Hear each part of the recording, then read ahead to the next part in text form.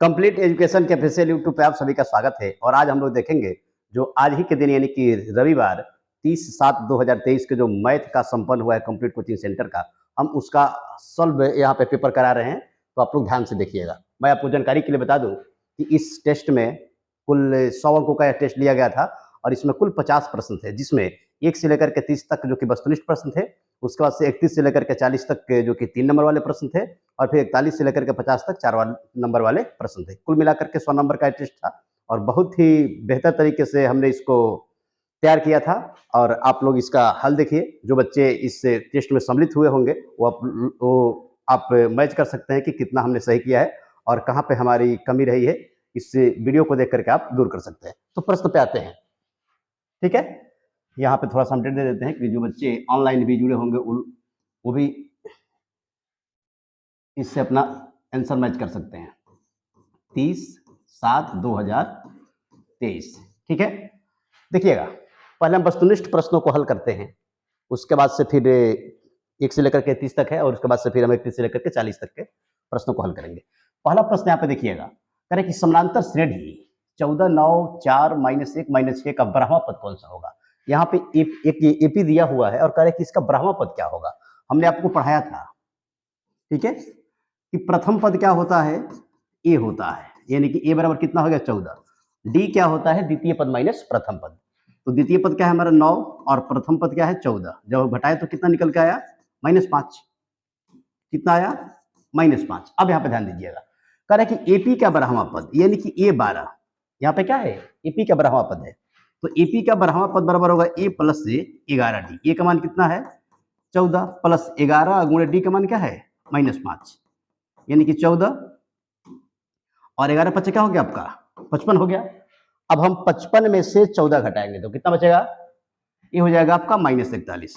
कितना होगा -41, यानी कि ऑप्शन नंबर हमारा बी सही होगा। तो इस प्रकार अगर आपके पास ए और डी है या फिर आप ज्ञात कर लिए हैं तो एपी के किसी भी पद का मान ज्ञात कर सकते हैं। अब हम दूसरे प्रश्न को देखेंगे, ठीक है, थोड़ा सा फास्ट लेकर के चलेंगे, ठीक है ना, क्योंकि बहुत सारे प्रश्नों को हल करना है। अब बिल्कुल ये जो टेस्ट था बिहार बोर्ड का जो फाइनल एग्जाम होता है, बिल्कुल उसी तरीके से इस पेपर को सेट किया गया था। आप खुद हल में देख सकते हैं। कह रहे कि बिंदु 2 बिंदु यहाँ पे दिया हुआ है।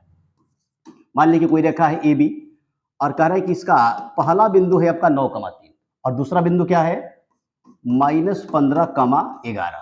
तो कह रहे हैं कि बीच की दूरी ज्ञात करें। 2 बिंदु जो यहाँ पे दिया हुआ है इसके क्या करना है, बीच का दूरी ज्ञात करना है। तो आप लोग को पता होना चाहिए यहाँ पे क्या होगा, ये जो ए का जो निर्देशांक दिया हुआ है x1 y1 है और फिर जो b होगा वह क्या होगा x2 y2, यानी कि x2 का मान हो गया आपका 15 और y2 का मान हमारा कितना हो गया 11। AB यानी कि बीच का दूरी के लिए हम क्या करेंगे, सूत्र क्या होता है x1 माइनस x2/2, नहीं, यहाँ पे होता है x1 माइनस से x2 का वर्ग प्लस से y1 माइनस क्या होता है y2 का वर्ग, ठीक है।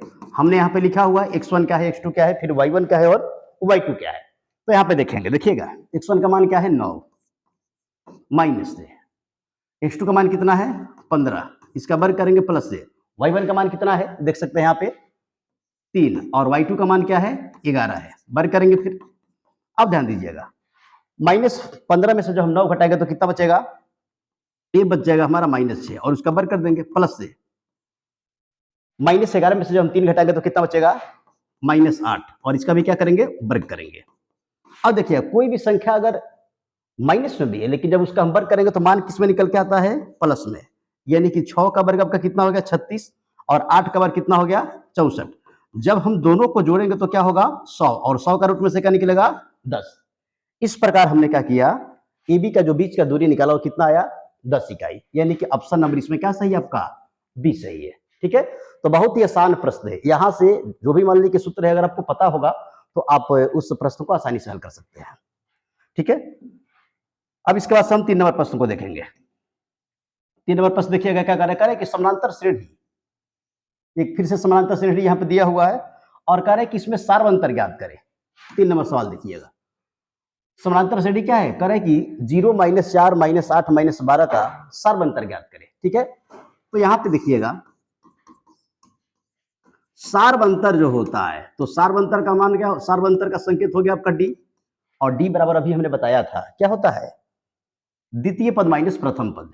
तो द्वितीय पद हमारा क्या है, तो ध्यान दीजिएगा, द्वितीय पद है हमारा -4 और प्रथम पद क्या है, 0 है। तो जब हम -4 में से 0 घटाएंगे तो क्या होगा, -4 होगा। क्या होगा, -4, यानी कि प्रथम पद का मान यहाँ पे क्या होगा, ये हो जाएगा हमारा option number C. Option number क्या होगा, सी होगा। इस प्रकार हमने क्या किया, 3 प्रश्नों को आसानी से हल कर लिया। इसके बाद से हम चौथे प्रश्न को देखेंगे। ये सब आपको बेसिक पता होना चाहिए कि समानांतर श्रेणी में ये क्या है, डी क्या है, एस क्या है, एन क्या है, या फिर एस एन क्या है, जो भी बात है आपको पता होना चाहिए। अब यहाँ पे देखिएगा, माध्यिका से प्रश्न दिया हुआ है, ठीक है। 4 नंबर प्रश्न जो है, एक यहाँ पे सीरीज दिया हुआ है और कह रहे हैं कि इसमें माध्यिका क्या होगी। तो जब भी इस तरीके से सीरीज दिया रहेगा ना, तो माध्यिका ज्ञात करने के लिए हम क्या करेंगे, सबसे पहले श्रेणी में दिए गए संख्याओं को हम बढ़ते क्रम में लेंगे, ठीक है। तो देखिएगा, बढ़ते क्रम में लिख लेते हैं पहले। तो बढ़ते क्रम में लिखने के लिए क्या करते हैं, सबसे पहले छोटी संख्या को लिखते हैं और उसके बाद से फिर उससे बड़ी संख्या, फिर उससे बड़ी, और फिर अंत में क्या होता है, सबसे बड़ी संख्या को। तो यहां पे देखते हैं सबसे छोटी संख्या क्या है, सबसे छोटी संख्या होगा 7। 7 हमने लिख लिया। फिर उसके बाद से क्या है 8, और 8 के बाद क्या है 9। काटेंगे ऐसे करके, नहीं तो मिस्टेक हो जाएगा। 9 के बाद क्या है 10। 10 के बाद क्या है 11। 11 के बाद 12। 12 के बाद क्या है 12 के बाद हो गया हमारा 11, 12, और फिर क्या बच रहा है 15। 1 2 3 4 5 6 7, 1 2 3 4 5 6 7, ठीक है। तो देखिएगा हमने क्या किया, जो भी सीरीज दिया हुआ था यहाँ पे उसको हमने बढ़ते क्रम में लिख लिया, और बढ़ते क्रम में लिखने के बाद क्या पाया, जो मध्य की संख्या होती है ना, वही क्या होगी, माध्यिका होगी। तो देखिएगा, माध्य और माध्यिका में थोड़ा सा का अंतर होता है। माध्य क्या होता है, सभी संख्याओं का औसत होता है, और माध्यिका क्या होता है, जो मध्य में संख्या होती है उसका क्या होता है, औसत होता है। जैसे देखिएगा, मान लीजिए अगर यहाँ पे तो हमने हल करा दिया कि अगर ये मान लीजिए सीरीज है तो इसका मान क्या होगा 10 होगा। लेकिन अगर मान लीजिए कि यहाँ पे क्या दिया हुआ है, अगर मान लीजिए कि यहाँ पे 6 संख्याएं दिया हुआ है, तो 2 हम इधर कर देंगे कम और 2 इधर हो गए, कितना हो गया हमारा 10 9 19 हुआ ना, यानी कि यही बीच की संख्या क्या हो जाएगा माध्य, यानी कि क्या निकलेगा आपका 9.5, ठीक है। तो माध्य और माध्यिका में यही क्या होता है, अंतर होता है। माध्य क्या होता है, तो माध्य होता है आपका सभी संख्याओं का औसत, और माध्यिका क्या होता है, एक इसको बढ़ते क्रम में लिखने पर जो बीच का संख्या होता है उसका औसत माध्य होता है, ठीक है। बहुत सारा फॉर्मूला के साथ भी इसके प्रश्नों को हल किया जाता है, जो आपको लघु दीर्घोत्तरीय प्रश्न के रूप में देता है। अब इसके बाद से देखिएगा, कह रहे कि 5 नंबर प्रश्न है, -6, -7 में कोटि का मान क्या होगा। तो जब भी कोई निर्देशांक दिया रहता है तो उसमें क्या होता है, x का बाद जो मान होता है वह भुज होता है, और जो y का मान होता है वह क्या होता है, कोटि होता है। तो यहाँ पे हम देखेंगे x का मान क्या है -6, और y का मान क्या है -7। तो ये होता है आपका, x का मान होगा हमारा भुज, और y का मान क्या होता है, कोटि होता है। तो यहाँ पे आप देख सकते हैं कि कोटि y का मान कितना है -7। तो यहाँ पे हम क्या करेंगे, यहाँ पे ऑप्शन हमारा क्या सही होगा, ये हमारा ऑप्शन हो जाएगा सी। इसमें क्या था 10, यानी कि चौथा का ये सही था, ठीक है। अब यहाँ पे देखेंगे हम प्रश्न नंबर 6। प्रश्न नंबर 6 क्या कर रहा है, कह रहा है कि एक वृत्त की परिधि 132 सेंटीमीटर है, तो इसकी त्रिज्या ज्ञात करें। बहुत ही सुंदर प्रश्न है, क्षेत्रमिति से, और उसको देखिएगा बहुत आसानी से हल कर रहे हैं। ये आपको सब सूत्र पता होना चाहिए। जैसे मान लें कि यहाँ पे एक वृत्त दिया हुआ है, ठीक है, और कह रहे कि जो वृत्त है उसका क्या है, यहाँ पे दिया हुआ है परिधि 132। परिधि यानी क्या होता है, वृत्त की जो बाहरी लंबाई होती है, जो बाहरी उसका माप होता है। तो ये हमारा दिया हुआ है कितना, 132 सेंटीमीटर, कितना है। तब क्या करेंगे, हम लिखेंगे यहाँ पे वृत्त का परिधि बराबर 100 कितना है 32 सेंटीमीटर। यानी कि जब वृत्त का त्रिज्या दिया रहेगा तो हम वृत्त का परिधि या क्षेत्रफल निकाल सकते हैं, और जब वृत्त का परिधि या क्षेत्रफल दिया रहेगा तो हम क्या कर सकते हैं, वृत्त का त्रिज्या निकाल सकते हैं। तो यहाँ पे वृत्त का परिधि दिया हुआ है, जिससे हम क्या करेंगे, ज्ञात करेंगे, वृत्त का त्रिज्या ज्ञात करेंगे।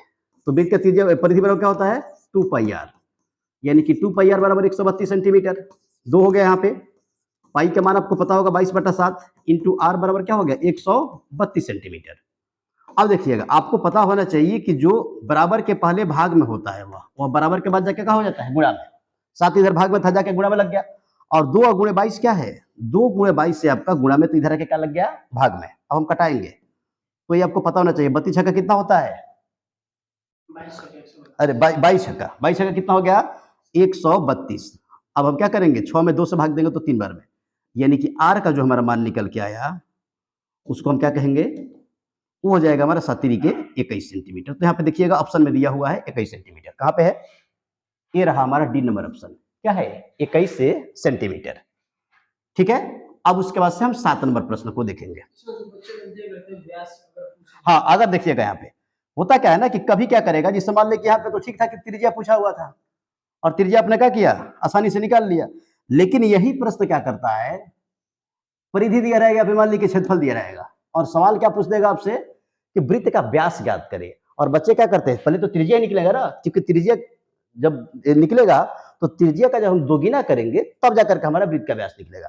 तो यहाँ पर देखिए ध्यान दीजिएगा, जब भी अगर व्यास पूछे तो त्रिज्या का क्या कर लेंगे, दोगुना कर लेंगे। ठीक है, अब क्या प्रथम में 6 अभाज्य संख्याओं का माध्य ज्ञात करें। ध्यान दीजिएगा, फिर माध्य से यहाँ पे प्रश्न आ गया, प्रश्न नंबर 7 कह रहे कि प्रथम में कितना, प्रथम 6 अभाज्य संख्याओं का, अभाज्य संख्या किसे कहते हैं, तो वैसी संख्या जो एक और अपने आप के अलावा अन्य किसी संख्या से विभाजित नहीं होती उसे क्या कहते हैं, अभाज्य संख्या कहते हैं। ठीक है, तो ऐसी संख्या हम लेते हैं। आपको पता होना चाहिए, बहुत बार वस्तुनिष्ठ प्रश्नों के रूप में पूछा गया है कि सबसे छोटी अभाज्य संख्या क्या होती है, तो सबसे छोटी अभाज्य संख्या होता है आपका 2, उसके बाद क्या होता है 3, 3 के बाद 5। ये हम लगातार लिख रहे हैं क्योंकि हमें प्रश्न दे रहा है प्रथम यानी क्या होता है, लगातार, यानी कि शुरुआत से लेकर के 6 संख्याओं तक, 2, 3, 5, उसके बाद से क्या होगा आपका 7, 7 के बाद क्या होगा 11, और 11 के बाद क्या हो गया 13 हो गया। तो ध्यान दीजिएगा 6 हो गया, 1 2 3 4 5 6 हो गया ना। और फिर हमने अभी बताया आपको कि माध्यक क्या होता है, माध्यक क्या होता है, तो माध्यक होता है बीच की संख्याओं का, श्रेणी को बढ़ते क्रम में लिख देंगे, फिर उसके बाद क्या करेंगे बीच के संख्याओं का हम माध्य ले लेंगे। तो देखिए जब विषम संख्या होता है तो बीच क्या हो जाता है, लेकिन जब सम संख्या होता क्या होता है, दो बीच के संख्याओं को हम जोड़ करके और उसका क्या करते हैं माध्य निकाल लेते हैं। यानी कि 7 5 कितना हो गया आपका 12, और 12 में जब 2 से भाग देंगे तो क्या बचेगा हमारा 6 बार में। यानी कि प्रथम में 6 अभाज्य संख्याओं का जो माध्य निकल करके आएगा वह कितना होगा 6 होगा। यानी कि ऑप्शन नंबर कौन सा सही है, ऑप्शन नंबर सी सही है। मैच कीजिएगा आप लोग, ठीक ना। अगर गलती हुआ है तो फिर से आप सुधार कीजिएगा, अगले टेस्ट में आपका नंबर बढ़ेगा, क्योंकि बिल्कुल बिहार बोर्ड का पैटर्न है। अगर प्रत्येक पैटर्न पे अगर आप यहाँ पे एक सवाल हल करने के लिए सीख लेते हैं तो आने वाले समय में आपका जो नंबर होगा टेस्ट में वह बढ़ेगा। ध्यान दीजिएगा। 8 नंबर प्रश्न कह रहा है कि द्विघात समीकरण x square minus 15x plus 50 का विविधकर ज्ञात करें, या फिर विविधकर क्या होगा। तो देखिएगा प्रश्न नंबर कितना है, तो प्रश्न नंबर हो गया हमारा 8। क्या कर रहा है, यहाँ पे द्विघात समीकरण दिया हुआ है, x square minus 15x plus कितना 50 बराबर कितना 0। हमें इसका विवेचक यानी कि d का मान ज्ञात करना है। तो a का मान क्या होगा 1, b का मान क्या होगा -15 और c का मान क्या होगा 50। तो d बराबर क्या होगा, d बराबर हो जाएगा आपका b स्क्वायर माइनस 4ac। ठीक है, ये आपको पता होना चाहिए, बेसिक है बिल्कुल। ठीक है, अब यहाँ पे होगा -15 का वर्ग अब -4 अगुणे a का मान 1 और c का मान क्या होता है, c का मान यहाँ पे दिया हुआ है 50। तो 15 का वर्ग करेंगे तो 15 का वर्ग कितना होगा, 15 का वर्ग होगा 225। अब 50 चौके कितना हो गया 200। तो जब हम 225 में से 200 घटाएंगे ना तो क्या बचेगा 25 बचेगा। यही हो जाएगा हमारा विविधकर, यानी कि विवेचक डी का मान होगा हमारा 25। देखिए कहीं प्रश्न दिया हुआ है, ऑप्शन नंबर ए सही है। ठीक है, अब इसके बाद से 9 नंबर प्रश्न देखिएगा क्या कर रहा है। 9 नंबर प्रश्न कह रहा है यदि दो समरूप त्रिभुजों के क्षेत्रफलों का अनुपात 25:64 है, 25 अनुपात कितना है 64 है, तो उनके संगत भुजाओं का अनुपात ज्ञात करें। क्या ज्ञात करना है, यहाँ के त्रिभुज के क्षेत्रफलों का क्या है अनुपात दिया हुआ है और कह रहा है कि इनके संगत भुजाओं का अनुपात ज्ञात करें। तो जब भी इस तरीके के प्रश्न आएंगे तो अगर मान ली कि आपका क्षेत्रफल दिया हो और पूछ रहा हो कि संगत भुजाओं का अनुपात क्या होगा, तो सिंपल हम क्या करेंगे उसको रूट से बाहर कर देंगे। ठीक है, जैसे क्या है यहाँ पे 25 अनुपात कितना है 64 है ना, तो इसको रूट से सिंपल बाहर कर दीजिएगा। 25 का क्या निकल जाएगा 5 और 64 का क्या निकल जाएगा 8। यही हो गया हमारा संगत भुजाओं का अनुपात। ठीक है, अगर यहीं पे क्या होता संगत भुजाओं का अनुपात दिया रहेगा और कहेगा कि त्रिभुज के क्षेत्रफलों का अनुपात क्या होगा, तो क्या करेंगे हम वहां पे वर्ग कर लेंगे। जैसे मान लीजिए यहाँ पे क्या दिया हुआ है, यही दिया हुआ है आपका 5:8। आकार है कि त्रिभुज के भुजाओं का अनुपात अगर 5:8 है तो क्षेत्रफलों का अनुपात क्या होगा तो 5 का वर्ग करेंगे 25 हो गया, और फिर क्या होगा आपका 8 का वर्ग करेंगे तो हमारा 64 हो गया। ठीक है, इस प्रकार अगर क्षेत्रफल दिया गया तो क्या करेंगे हम संगत भुजा का मान ज्ञात कर लेंगे, अगर संगत भुजा दिया रहेगा तो क्या करेंगे क्षेत्रफल का मान यानी कि क्षेत्रफल का अनुपात ज्ञात कर लेंगे। अब इसके बाद से देखेंगे प्रश्न नंबर 10। ठीक है, प्रश्न नंबर 10 ध्यान दीजिएगा क्या कर रहा है।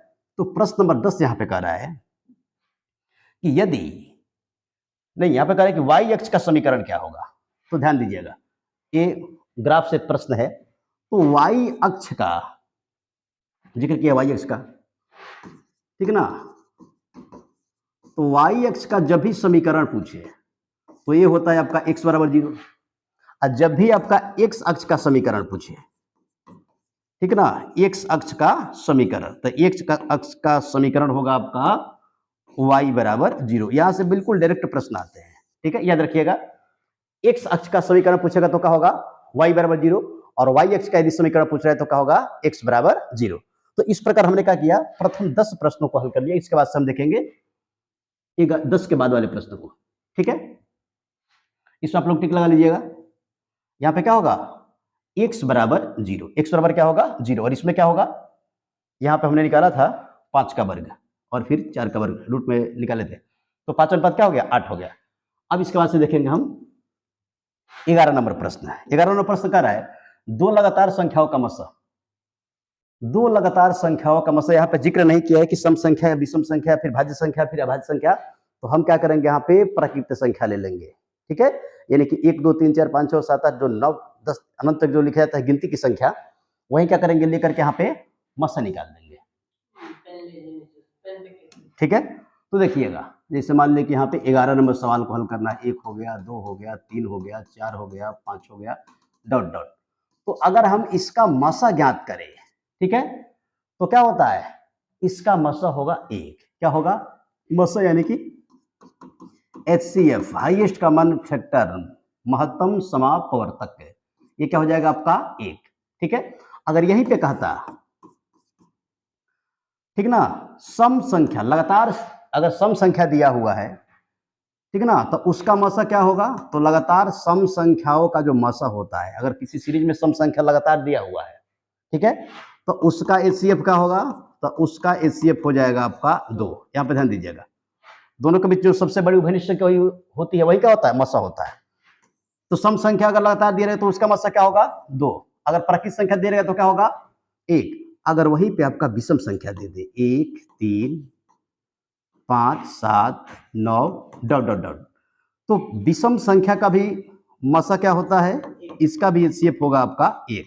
ठीक है, क्योंकि दो विषम संख्याओं के बीच का जो अंतर होता है ना वह तो 2 होता है, लेकिन जब उनके बीच का हम उभयनिष्ठ संख्या लेंगे तो वह क्या होगा आपका 1 होगा। ठीक है, तो इस प्रकार अगर हम इसका आंसर देखें तो क्या होगा, ऑप्शन नंबर डी में यहाँ पे दिया हुआ है 1। ठीक है, अच्छे तरीके से आप मिलान कीजिए। अगर आपका गलत हुआ है तो जो भी बात हम बता रहे हैं उसको ध्यान में रखिएगा, अगली बार से इस तरह का गलती नहीं होना चाहिए। ठीक है, अभी पर्याप्त समय है, अगर पढ़िएगा तब पढ़िएगा तो बेहतर स्कोर हो सकता है, नहीं तो फिर आने वाले समय आपका गड़बड़ हो सकता है। करें कि निम्नलिखित में से कौन सी परिमेय संख्या है, यहाँ पे 4 ऑप्शन दिया हुआ है और कह रहे हैं कि निम्न में कौन सी परिमेय संख्या है, तो देख लेते हैं। तो देखिए 3 ऑप्शन जो दिया हुआ है यहाँ पे BCD, हम बताए थे आप लोगों को कि अभाज्य संख्या जब रूट में होगी तो वह कैसी संख्या होगी, वह एक के अपरिमेय संख्या होगी। ठीक है, और जो मान ली कि जो संख्या होता है, कोई भी संख्या अगर दिया हुआ है, नेचुरल नंबर हो, प्राकृत संख्या हो, पूर्ण संख्या हो, पूर्णांक संख्या, अगर वह क्या है रूट में नहीं है तो वह क्या होगा आपका, वह हो जाएगा आपका परिमेय संख्या। ठीक है, परिमेय संख्या आपको बताए थे ना P/Q के रूप में होती है।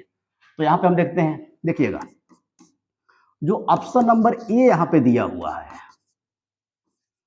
ठीक है ना, रूट में 25, तो रूट में जो 25 संख्या है तो उसका क्या निकलेगा ±5 निकलेगा, और यही क्या हो जाएगा आपका परिमेय संख्या। क्या हो जाएगा आपका परिमेय संख्या, यानी कि ऑप्शन नंबर क्या है ये सही है इसमें। ठीक है, अब इसके बाद से 13 नंबर प्रश्न देखेंगे। परिमेय संख्या ध्यान से उसको सॉल्व कीजिएगा, परिभाषा अगर याद रहेगा तो आप आसानी से कर सकते हैं। और यहाँ पे वस्तुनिष्ठ प्रश्न भी देता है इसमें से, और फिर आपको साबित करने वाला भी देता है कि √5 एक अपरिमेय संख्या, इसको सिद्ध करें, √3 एक अपरिमेय संख्या, इसको सिद्ध करें। ठीक है, तो एक बार आप इसको इस पाठ को अगर बेहतर तरीके से पढ़ लीजिएगा तो आने वाले जो भी प्रश्न होंगे आप आसानी से उसको बना सकते हैं। अब कह रहे हैं कि बिंदु 13 नंबर प्रश्न क्या कर रहा है, बिंदु 3, -4 किस चतुर्थांश में स्थित होगा? बहुत ही आसान प्रश्न है, देखिएगा थोड़ा सा हम इसको बता रहे हैं डिटेल में। ये हमने क्या ले लिया, कार्तीय तल में चतुर्थांश को यहाँ पे लिख लिया, वाई और क्या होता है आपका वाई डैश। ठीक है, ग्राफ जब हम पढ़ाए थे तो इसको बहुत ही विस्तार रूप में बताए थे।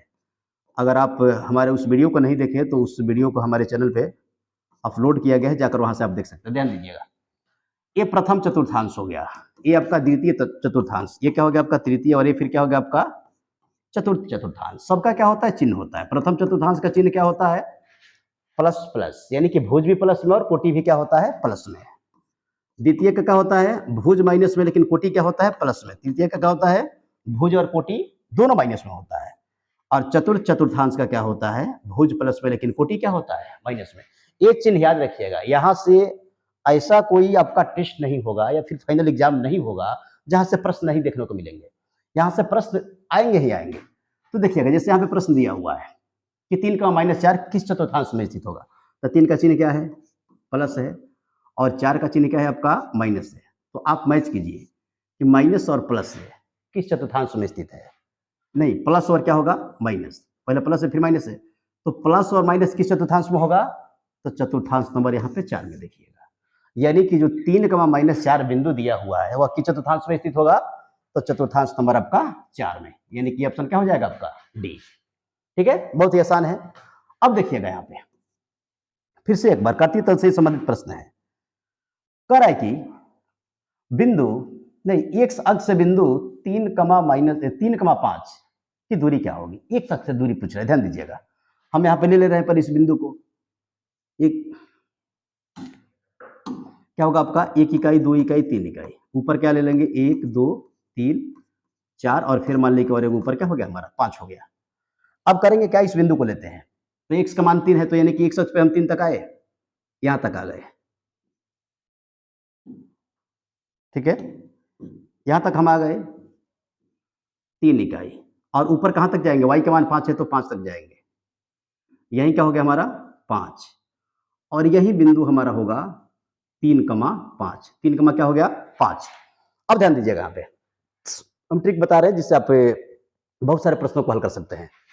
कह रहा है कि 3,5 एक्स अक्ष से दूरी पूछ रहा है, तो ध्यान दीजिएगा, ये हमारा एक्स अक्ष है, ये बिंदु है यहाँ पे, तो देखिएगा एक्स अक्ष से दूरी क्या है इसका, 5 है ना, तो जब एक्स अक्ष से दूरी पूछेगा तो वाई का मान होगा, और जब वाई अक्ष से दूरी पूछेगा तो क्या होगा, एक्स का मान होगा। देखिएगा फिर से एक बार, बिंदु हमने ले लिया 3,5, एक्स अक्ष पे 3 तक गए, फिर वाई अक्ष पे कहां तक गए, 5 तक गए, और प्रश्न क्या पूछ रहा है कि एक्स अक्ष से इस बिंदु की दूरी क्या है, तो एक्स अक्ष से दूरी क्या होगा आपका, तो देखिएगा यहाँ पे एक्स अक्ष ही ना है, यही हमारा एक्स अक्ष है, और ये दूरी क्या है, 5 इकाई है, यानी कि एक्स अक्ष से दूरी क्या होगा आपका 5 इकाई। यहाँ पे दिए हुए प्रश्न नंबर ऑप्शन नंबर ए में। अगर यही पूछता कि वाई एक्स से इसकी दूरी क्या है, तो देखिएगा वाई एक्स हो गया हमारा, और इसकी दूरी क्या है, 3 इकाई है। ठीक है, तो आपको यहाँ से प्रश्न देखने के लिए मिलेंगे। एक और पूछता है कि इसी बिंदु का इस्तेमाल बिंदु दिया हुआ है, तो कहेगा कि मूल बिंदु से इसकी दूरी कितनी है, तो जब भी मूल बिंदु से दूरी पूछेगा ना, तो हम क्या करेंगे, सिंपल जो भुज और कोटि दिया रहता है उसका हम वर्ग करके रूट से बाहर ले लेते हैं। जैसे मान लीजिए अगर इसी बिंदु का अगर मूल बिंदु से दूरी पूछते हैं, मूल बिंदु का निर्देशांक पता होना चाहिए आपको, 0,0, तो क्या करेंगे, देखिएगा यहाँ पे जो समकोण त्रिभुज हो रहा है, तो समकोण त्रिभुज देखिएगा, ये हमारा आधार हो गया, लंब हो गया, क्या हो गया आपका कर्ण हो गया, यही तो दूरी पूछ रहे हैं आपका, मान लीजिए कि ये भी है, यानी कि कर्ण का मान पूछ रहा है, तो कर्ण क्या होता है, आधार का वर्ग प्लस लंब का वर्ग, यानी कि 3 का वर्ग कितनी के अलावा अपना 5 का वर्ग क्या होगा आपका, 5 5 25, 25 में कितना हो जाएगा, रूट में 34 हो जाएगा। ठीक है, तो देखिएगा ये यहां से प्रश्न आएंगे, इसको ध्यान से समझिएगा आप। ठीक है, मिस्टेक नहीं होना चाहिए, जितना आप पढ़ लिए उस समय से प्रश्न अगर आ रहा है तो आपको बनना चाहिए, नहीं अगर बन रहा है तो कहीं ना कहीं आपकी व्यक्तिगत कमी है। देखिए यहाँ पे कह रहा है कि 1 + 10 स्क्वायर ए बट्टा 1 + कॉट स्क्वायर ए का मान कितना होगा। ध्यान दीजिएगा, 1 प्लस कितना हो गया 10 स्क्वायर ए, 15 नंबर प्रश्न है, और बट्टा में क्या है 1 प्लस कॉट स्क्वायर ए का मान। तो यहाँ पे सूत्र पता होना चाहिए, ये त्रिकोणमिति से संबंधित प्रश्न है। 1 प्लस 10 स्क्वायर ए बराबर क्या होता है, सेक स्क्वायर ए, क्या होता है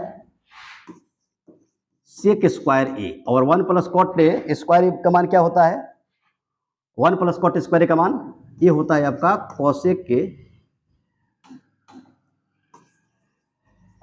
स्क्वायर ए।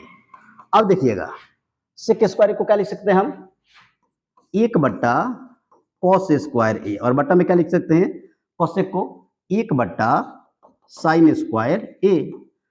अब देखिएगा बराबर के बाद जाके क्या होगा, पलटेगा, 1 बट्टा हो जाएगा कॉस स्क्वायर ए गुणे साइन स्क्वायर ए बट्टा 1, यानी कि इसको क्या लिख सकते हैं, साइन स्क्वायर ए और बट्टा कॉस स्क्वायर ए बराबर क्या हो गया आपका, साइन स्क्वायर ए बट्टा कॉस स्क्वायर ए बराबर क्या होता है, ये होता है आपका टेन स्क्वायर ए। क्या होता है, टेन स्क्वायर ए। ठीक है, तो यहां पे हो जाएगा हमारा टेन स्क्वायर ए। ठीक है, बहुत ही आसान प्रश्न है, आप इसको अच्छे तरीके से देखिए कि कैसे हल किया जा रहा है, इसका मान कैसे निकलेगा। सूत्र पता है तो आपसे बनना चाहिए।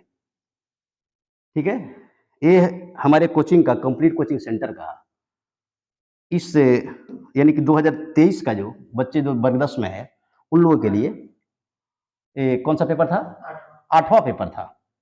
ठीक है, तो बहुत ही बेहतर, जो बच्चे नियमित रूप से जुड़े हुए शुरुआती दौर से है उनका तैयारी बहुत ही बढ़िया हो गया है। अगर आप भी उस तरीके से तैयारी करना चाहते हैं तो हमारे ऑफलाइन क्लास से जरूर जुड़िए। अब देखिएगा यहाँ पे क्या कर रहा है, प्रश्न नंबर क्या है, पहले 17 देखना है। कह रहा है कि मूल बिंदु से बिंदु, अभी हमने बताया कि जब भी कोई निर्देशांक दिया रहेगा और कहेगा कि मूल बिंदु से उसकी दूरी क्या है, तो क्या कर लेंगे हम, रूट में, अभी बताया हमने, भुज का ही वर्ग करेंगे और क्या करेंगे आपका, कोटि का भी वर्ग। तब भुज यानी कि भुज का मान क्या है, 2 है, 2 का वर्ग प्लस से कोटि क्या है 3, और 3 का वर्ग कर लिया हम। तो देखिएगा 2 का वर्ग 4 हो गया और 3 का वर्ग क्या हो गया आपका 9, रूट में कितना आ गया, 9 को 4 को क्या हो, 13 को। ठीक है, तो यहाँ पे क्या हो गया हमारा 13 हो गया। एक बार अगर आप कंसेप्ट को समझ लेते हैं तो प्रश्न को बिल्कुल सेकंड में आप बना दीजिएगा, बिल्कुल 1 सेकंड में आप प्रश्न को हल कर दीजिएगा। अगर आपको बेसिक पता नहीं है तो आप चाह करके भी प्रश्न को हल नहीं कर सकते हैं। ठीक है, गलती कर दीजिएगा, आसान प्रश्न को गलती कर दीजिएगा।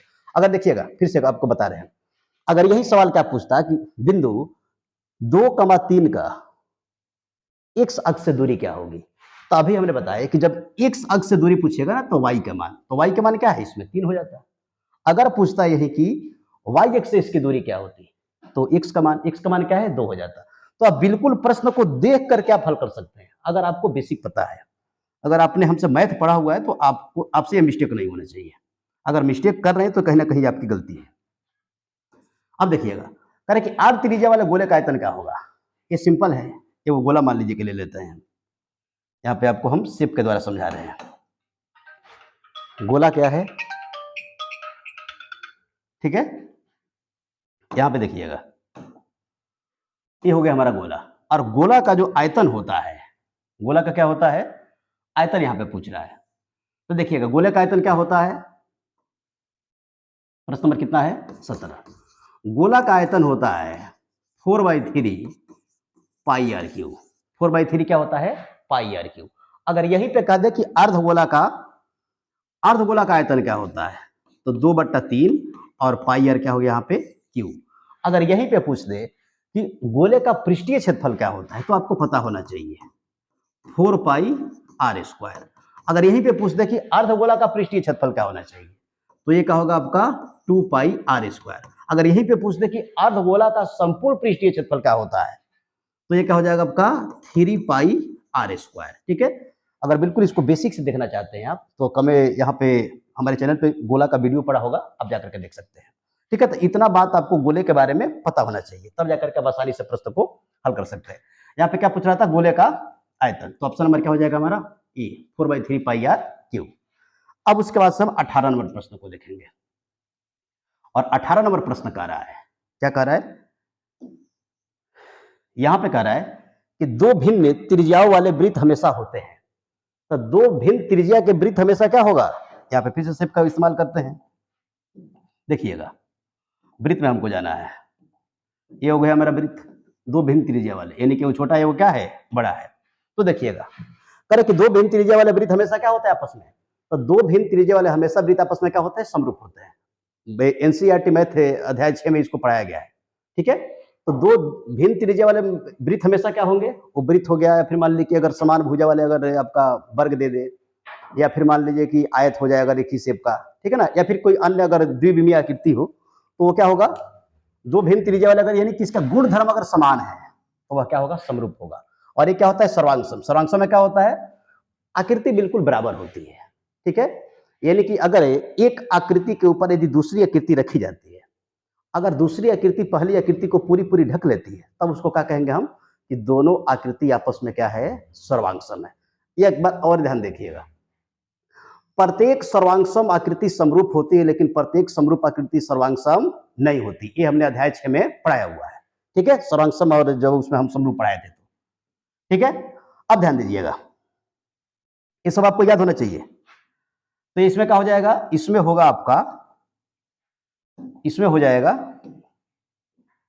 क्या होगा, इसमें हो जाएगा आपका ऑप्शन नंबर 20 सही। यानी कि क्या होगा, दो भिन्न त्रिज्या वाले वृत्त आपस में क्या होते हैं, समरूप होते हैं। क्या होते हैं, जैसे एग्जांपल में हम ले लेंगे, दो 500 का नया वाला नोट एक के ऊपर रखेंगे तो क्या होगा, बिल्कुल एक साइज का होगा, यानी कि दोनों आपस में क्या है, समरूप है। तो देखो वहां पे क्या होगा, वो समरूप और सर्वांगसम दोनों होगा। लेकिन अब मान लीजिए कि हमने क्या किया, दो नोट ले लिया, दो सिक्का ले लेते हैं, एक 5 का सिक्का ले लेते हैं और एक 10 का बड़ा वाला सिक्का ले लेते हैं। दोनों वृत्त के आकार का है लगभग, और दोनों क्या है, दोनों गुण धर्म में बिल्कुल ही समान है, ठीक है। तो क्या होगा, दोनों आपस में समरूप हो जाएंगे, ठीक है। लेकिन वो सर्वांगसम नहीं हुआ, क्योंकि दोनों का क्या है, आकार अलग अलग है, ठीक है। हाँ, त्रिज्या उसका अलग अलग है। बहुत सारा इसका एग्जाम्पल है, एक बार इस पर हम वीडियो बनाएंगे, ठीक है ना। अब देखिएगा, इसके बाद से बढ़ते हैं आगे। 19 नंबर सवाल देखिए क्या कर रहा है। तो 19 नंबर सवाल यहां पे कर रहा है कि बहुत ही आसान प्रश्न है, त्रिकोणमिति का। कर रहा है कि कॉट 90 माइनस थीटा। तो कॉट 90 माइनस थीटा क्या होता है, ये होता है आपका टेन थीटा। ऑप्शन में ढूंढिए टेन थीटा कहां पर दिया हुआ है, या फिर टेन ए। तो ऑप्शन नंबर क्या है इसका, 20 सही है। आपको पता होना चाहिए, tan 90 minus theta cot theta, cot 90 minus theta tan theta, sec 90 minus theta cosec theta, sine 90 minus theta cos theta, cos 90 minus theta sine theta. ये आपको पता होना चाहिए। √3 क्या है, तो √3 एक अपरिमेय संख्या है। यहाँ पे ऑप्शन नंबर क्या हो जाएगा इसका, बी हो जाएगा। बहुत बार इसको बताए हैं। कह रहे कि सबसे छोटी भाज्य और सबसे छोटी अभाज्य संख्या का औसत क्या होता है। तो देखिएगा, सबसे छोटी भाज्य संख्या होता है आपका 4, और सबसे छोटी अभाज्य संख्या क्या होता है, 2, अभी बताए हम। और दोनों का एचसीएफ का होगा आपका 2, यानी कि इसका एचसीएफ कितना हो गया, 2 हो गया, ठीक है। तो अगर आपको कंसेप्ट पता है, परिभाषा आपको पता है, क्लास से अपने हर चीज को अगर बेहतर तरीके से समझा है, तो आपसे प्रश्न मिस्टेक नहीं होगा। क्या होगा इसमें, इसमें हो जाएगा आपका 2। कह रहा कि 1 से 100 तक की सभी प्राकृतिक संख्याओं का योग क्या होगा। आप इसको चाहे तो एपी के लिए एसएन पर भी निकाल सकते हैं। योग का सूत्र हमने बताया था, एसएन बराबर क्या होता है, n/2 × 2a + n-1 × d, ठीक है। लेकिन हम यहाँ पे क्या करते हैं, एक प्राकृत संख्या का योग का सूत्र होता है n × n + 1/2। उस पर इसको ज्ञात कर देते हैं, क्या होगा, n × n + 1/2। n का मान क्या है, n यानी कि संख्याओं की संख्या, कितना है, 100, ठीक है। n + 1 यानी कि 100 प्लस क्या हो गया 1, और बट्टा में क्या है आपका 2, 2 से कटाएंगे हम, ये हो गया हमारा 50, 50 गुणे क्या होगा 101। जब गुणा करेंगे तो क्या हो जाएगा 50 गुणे 50 यानी कि 50-50, यानी कि 5000 कितना हो गया 50। तो आसानी से यहाँ पे हमने हल कर लिया, कितना निकल के आया, तो 22 नंबर प्रश्न का ऑप्शन हो गया आपका बी। अब यहाँ पे प्रश्न कर रहा है 23 नंबर, 23 नंबर कह रहा है कि असंभव घटना की प्रायिकता होती है। तो जो घटना घटेगा नहीं उस प्रायिकता क्या होगा, उसका प्रायिकता होता है 0। संभव घटना का प्रायिकता क्या होता है, निश्चित घटना का प्रायिकता 1 होता है। और प्रायिकता का मान हमेशा याद रखिएगा, प्रायिकता का मान हमेशा 0 और 1 के बीच में होता है, यानी कि 0 से छोटा नहीं होगा और 1 से कभी भी बड़ा नहीं होगा। यानी कि प्रायिकता का मान कभी माइनस में नहीं होता है और 1 से कभी भी बड़ा नहीं होता है। वस्तुनिष्ठ प्रश्नों में इसको बार बार पूछा जाता है। अब ध्यान दीजिएगा, कह रहे कि tan 65 है बटा cot 65 का मान क्या होगा। बहुत ही आसान प्रश्न है, क्या यहाँ पे tan 65 डिग्री बट्टा cot कितना 65। अब करेंगे किसी एक को हम चेंज कर लेंगे, यहाँ पे tan को चेंज कर लेते हैं, तो क्या होगा tan 90 माइनस से यहाँ पे 25 होगा, ठीक है। tan क्या होगा, यहाँ पे cot 25 हो गया, तो tan 90 माइनस क्या हम 65 के लिए क्या लिख सकते हैं, tan 90 माइनस लिख सकते हैं हम 25, और बट्टा में क्या हो जाएगा आपका cot 25 है ही। आपको सूत्र अभी हमने बताया कि tan 90 माइनस थीटा क्या होता है cot थीटा, और थीटा का काम कितना कर रहा है 25 कर रहा है, यानी कि cot 25 और बट्टा में फिर क्या हो जाएगा आपका cot 25, cot से cot कटेगा यानी कि मान कितना आ गया आपका 1। कितना मान निकल के आया 1, यानी कि यहाँ पे ऑप्शन नंबर ए सही हो जाएगा। ठीक है, अब यहाँ पे कह रहा है कि निम्न में से किसका दशमलव प्रसार शांत होगा। तो निम्न में से किसका दशमलव प्रसार शांत होगा, एनसीईआरटी वर्ग 10 का पहले चैप्टर का ये सवाल है। शांत दशमलव, अशांत दशमलव।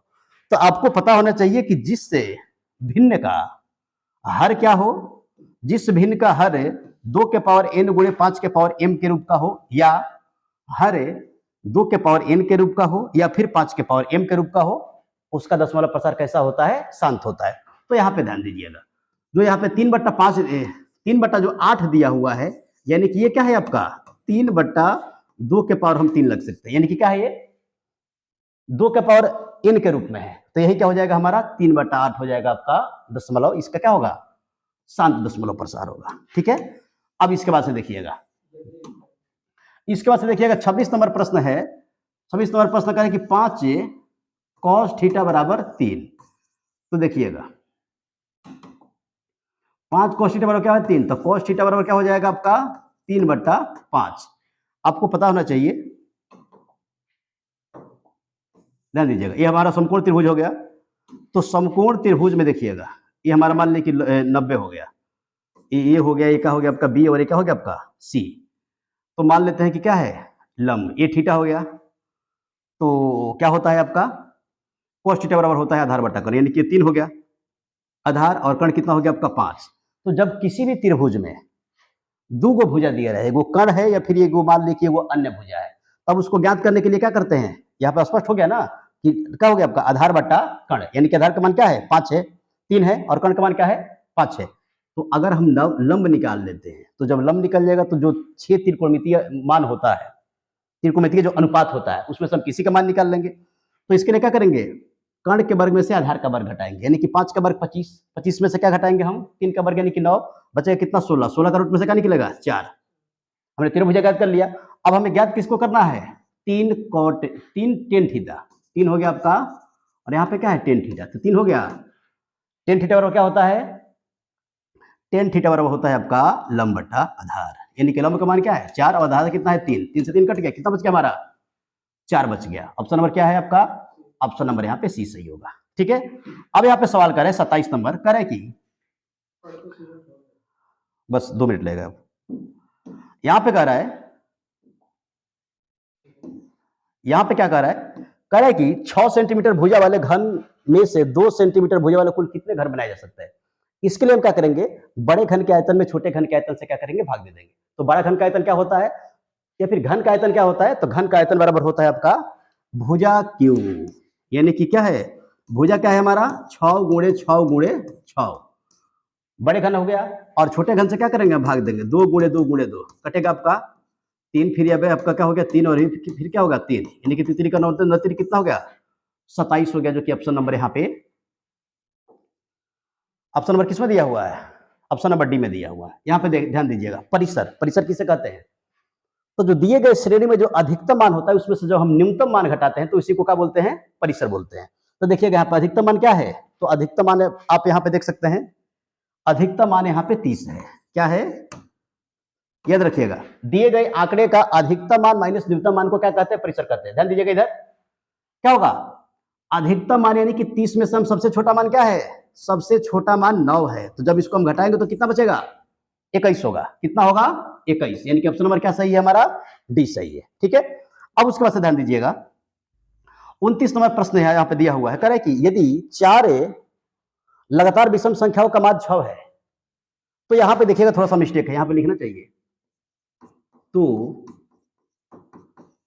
बड़ी संख्या ज्ञात करें, यहाँ पे मिस्टेक थोड़ा सा प्रश्न टाइपिंग मिस्टेक है, छूट गया है। तो 4 विषम संख्याओं का माध्य क्या है 6 है, तो हम क्या करेंगे यहाँ पे 4 पहले विषम संख्या ले लेंगे।